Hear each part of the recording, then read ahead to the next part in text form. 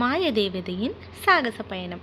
மாயா ரொம்பவும் சுட்டித்தனமானவர் மற்றும் எல்லாருக்கும் தேடி போய் உதவி செய்வாங்க. எப்பவும் போல் அவங்க அன்னைக்கும் காட்டில் ரொம்ப சந்தோஷமாக விளையாடிட்டு இருக்கும்போது ஒரு கதவுக்குள்ளே போயிட்டாங்க. மாயக்கதவு. அந்த கதவு அவங்கள வேறொரு உலகத்துக்கு கொண்டு போயிடுச்சு. அங்கேருந்து வெளியே வரணும்னா ஒரு கேள்வி கேட்டாங்க. அது என்ன அப்படின்னா, which animal gives milks to us? அப்படின்னா எந்த மிருகம் நமக்கு பால் தரும்? இங்கே 2 ஆப்ஷனும் தந்தாங்க. ஒன்று மான், இன்னொன்று பசு. குழந்தைகளா, உங்களுக்கு தெரியுமா யார் நமக்கு பால் தருவான்னு? மானா பசுவா? ஆமாம், பசு.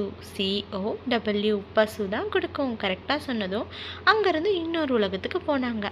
ஒரு அரண்மனை வந்தது. அதை வச்சு அதோட பிரின்சஸ் யாருன்னு கேட்டாங்க. அப்புறம் ஒரு தேர், அப்புறம் ஒரு கிளாஸ் செப்பல், இதெல்லாம் வச்சு மாயா கரெக்டாக சிண்ட்ரெல்லான்னு கண்டுபிடிச்சிட்டாங்க.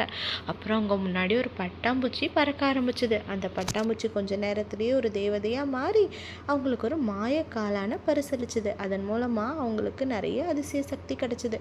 திடீர்னு அங்கேருந்து வரும்போது ஒரு மான் அழுதுகிட்டு இருந்தது. என்னன்னு கேட்டால் அது குட்டியை காணுமா. அதை கண்டுபிடிக்க இன்னொரு கேள்வி கேட்டாங்க. How many days in a week? 7ன்னு சொன்னாங்க.